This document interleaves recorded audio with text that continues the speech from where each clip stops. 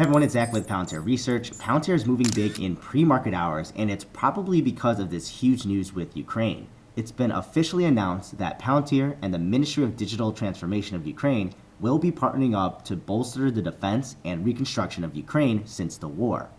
I did actually see this coming in a way, since regardless of the outcome of the war, since I think the likeliness of the complete fall of Ukraine is low, even if they lose lots of territory in a worst case scenario, there's going to be a reconstruction process regardless. And for those who do worry about international growth for Palantir, so this is actually very great news because technically once revenue comes in from this source, it will help boost this category of international revenue since it's outside the US and the UK. And it'll be nice too since it's definitely more of Palantir on the receiving end when it comes to the reconstruction, because it wouldn't be wrong to assume aid will be sent to Ukraine from different countries and allies to show more support after the war, and money will flow to the rebuilding of Ukraine as a buffer state for NATO while it tries to officially accept them into the alliance. So it'll be interesting to see if there will be any coordination also with Finland, since they are a new member of NATO who does border Russia directly as well, like Ukraine. And NATO hasn't made it a secret though to try and let Ukraine in once the war is over, just so you guys know.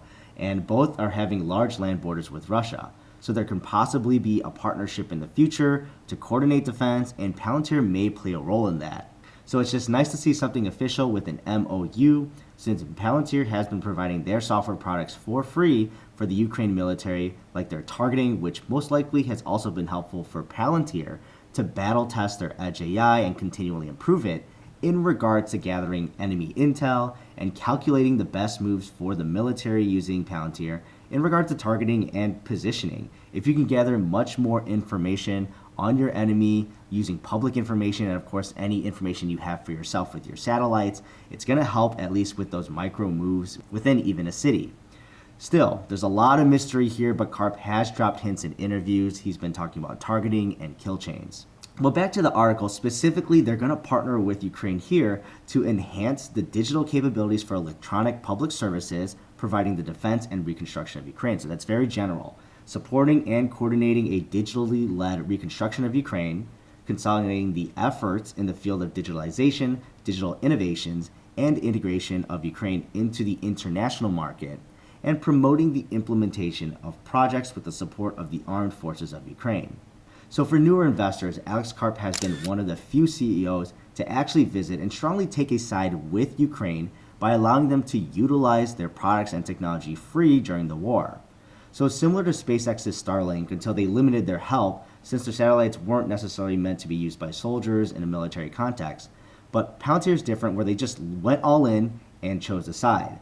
Honestly, as an investor, and this is my own personal opinion here, even though choosing a side can limit the market, for Palantir, their business model, especially on the government side, kind of relies on this. Because if you're serving the US and its allies, especially in a war function, you're going to be put in a weird situation if you also support adversarial countries, even just commercially.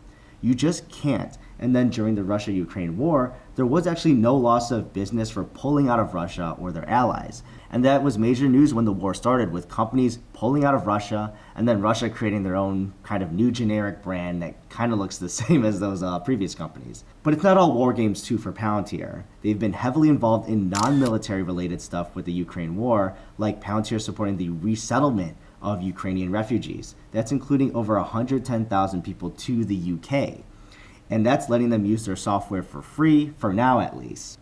So for actual payment though from Ukraine to Palantir for their efforts during the war, it's still up in the air, or if maybe this reconstruction partnership is the actual award, that remains to be seen though. But either way, this is not too surprising of news, but overall this is great PR and a testing ground for the company, even though it's a horrible situation with the war. So at least Palantir is providing the latest technology to a Western ally and bolstering support in the region overall. Regardless of your politics too, if you're a shareholder of Palantir, this is good news. Palantir needs users around the world regardless of its military applications. Wars start and end, and people go back to civilian life eventually. So those skills transfer over, especially if Palantir software is being implemented into the government and possibly into commercial jobs in your country over time.